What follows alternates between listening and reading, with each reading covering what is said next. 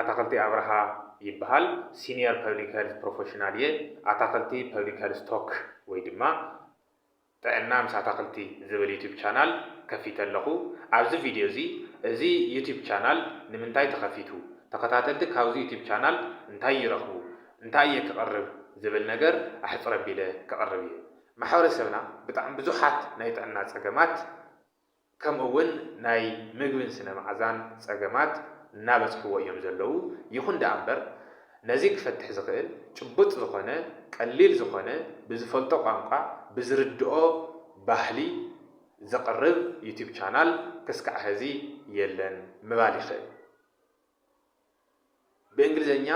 ብዙሓት ክህልው ይኽእሉ እዮም ንዓና ብቋንቋና ብዝርድአና ዝቐረበ ክስካዕ ሕዚ ብጣዕሚ ውሕዳት እዮም ዘለዉ ስለዚ ኣብዚ ቪድዮ እዚ ዩቲዩብ ቻናል እዚ ፀገም እዚ ክፈትሕ እዩ መፅኡ ዘሎ ኣነ ሞያይ ናይ ፐብሊክ ሄልዝ ፕሮፌሽናል ወይ ድማ ጥዕና ማሕበረሰብ በዓል ሞያ እየ ኣብዚ ቪድዮ እዚ ካብ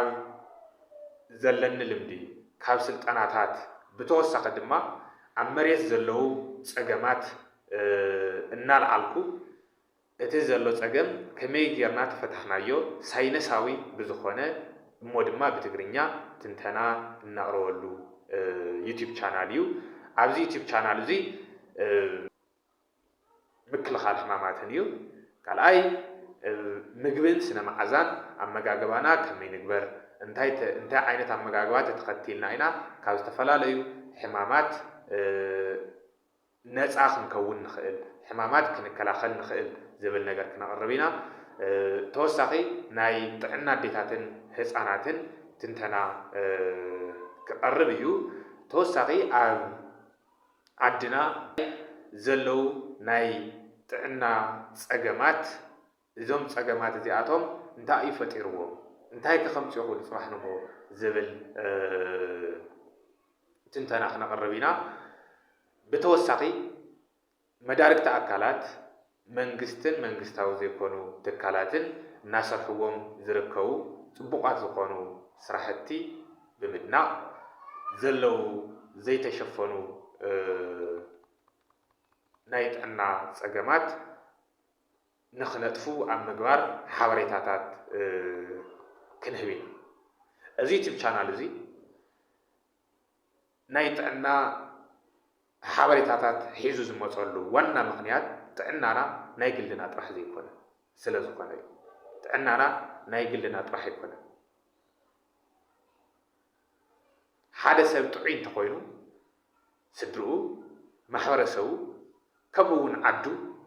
ጥዒት ትኸውነላ ማለት እዩ ኣብዚ ንረኽቦ ሓበሬታ ብዝግባእ እንድሕር ዳኣ ተጠቒምናሉ ኮይና ካብ ናይ ውልቀ ጥዕና ሓሊፉ ናይ ስድራ ናይ ማሕበረሰብን ናይ ዓድን ጥዕና ብዘረጋግፅ መልክዑ ሰባት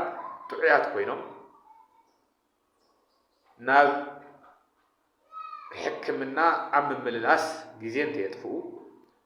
ኣብ ሕክምና ዘውፅዎም ወፃእታት ቆጢቦም ኣብ ስርሖም ክውዕሉ ኣብ ምግባር ናይ ባዕሉ ኣበርክቶ ክህልዎ እዩ እዚ ዩቲዩብ ቻናል እዚ ካብዚ ዩቲዩብ ቻናል እዚ ጠቐምቲ ዝኾኑ ናይ ጥዕና ሓበሬታታት ንኸበፅሕኩም ሳብስክራይብ ብምግባር ናይዚ ዩቲዩብ ቻናል ቤተሰብ ኩኑ የቕኒየልኒ